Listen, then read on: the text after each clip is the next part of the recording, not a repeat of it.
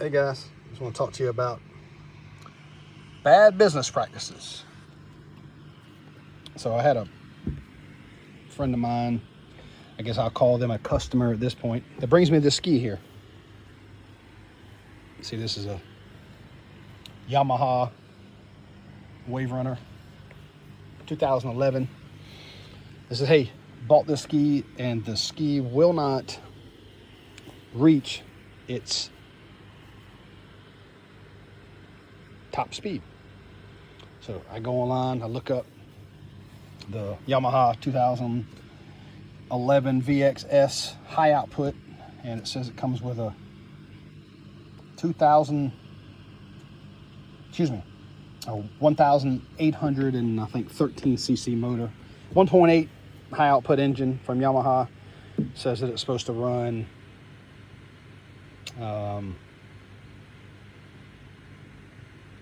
66 to 68.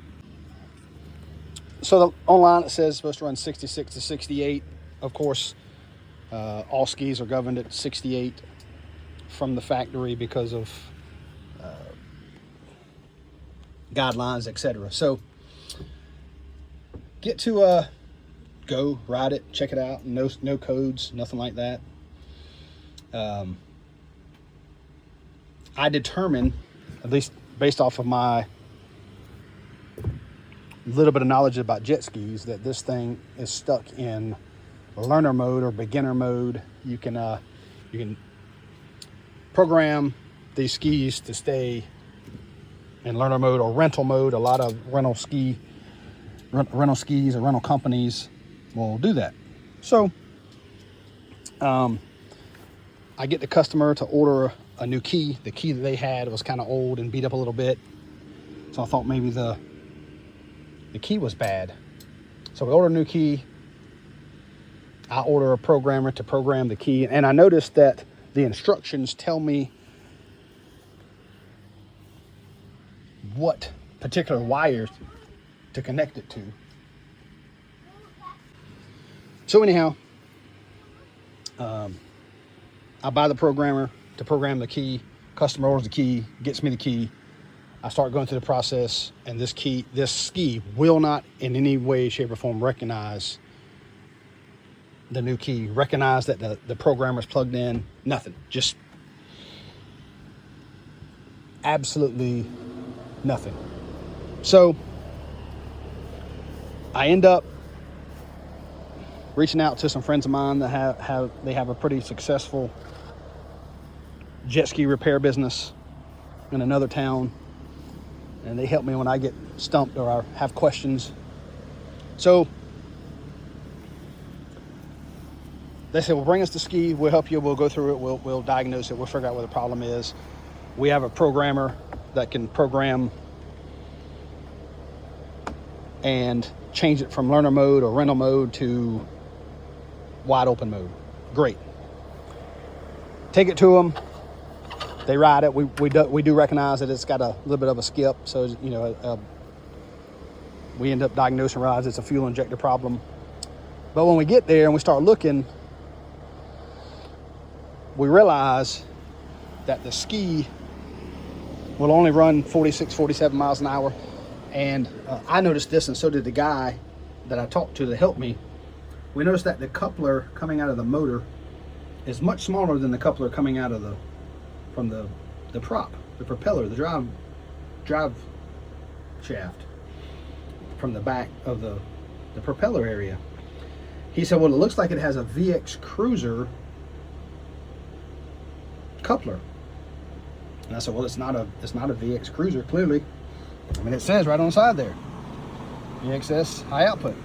So while he's riding, he says, man, I'm telling you, this thing is performing.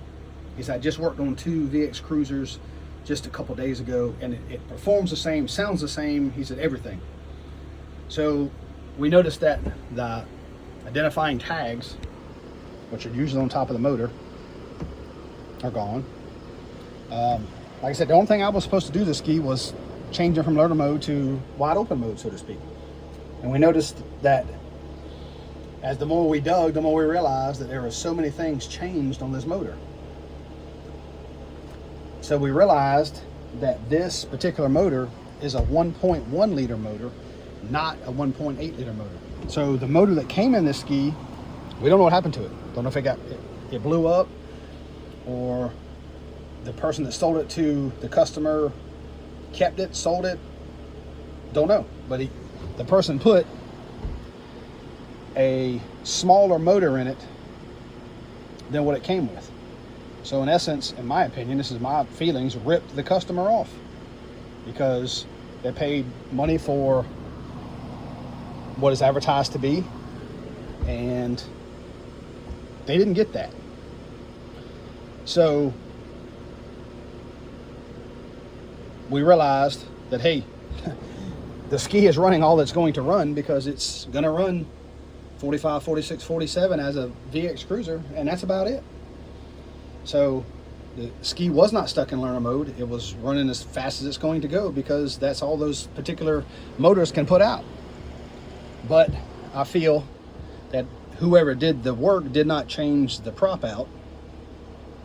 This prop from the actual VXS high output comes with a 1319 impeller, and the VX Cruiser comes with an 1822 impeller. So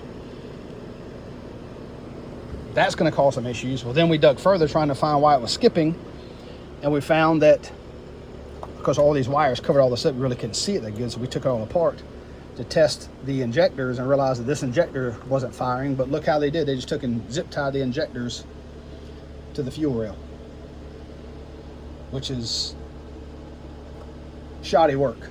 It's just, you just don't do things this way. So yeah, the ski runs. Yeah, the motor runs good.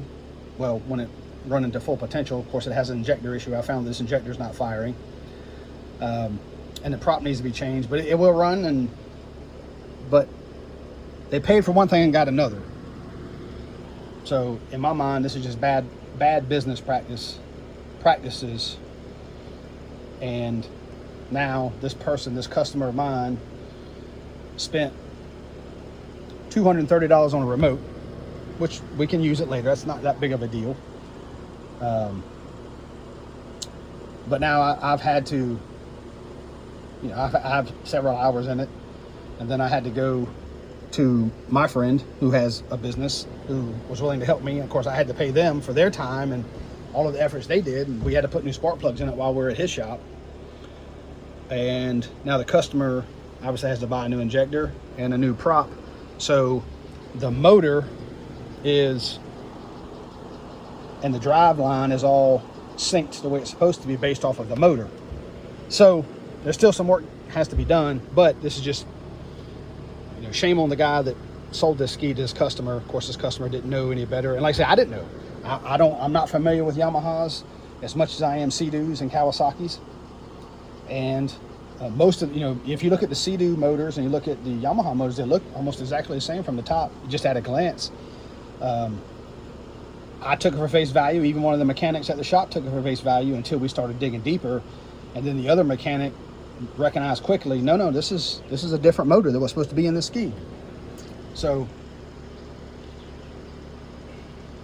for all your mechanics out there, like I said, I don't plan to be a master mechanic. I call it tinkering in my mind, and I've learned to tinker pretty good on these jet skis, and I don't call myself a master mechanic by any stretch of the word. But I tell you what this taught me. It taught me to pay attention to making sure and verifying what motor I'm dealing with, because I was down a rabbit trail chasing something with I thought was a learner key issue or a programming issue or a bad dash, a bad receiver in the dash, and it being that it was nothing of the above. It was just an engine swap that I didn't catch because I wasn't familiar with this. So to your mechanics, make sure you identify what you're working on. And for consumers, when you're out there buying things, buy your stuff from a reputable dealer, or take the ski or the car or the four-wheeler or whatever it is that you may be purchasing, take it to someone who you can trust to look over it, to test it, to make sure that your buy is going to be a good buy. So just words of the wise. Like I said, the customer's got a lot of money wrapped up, first of all, in the ski, because they paid a price for something that they didn't get.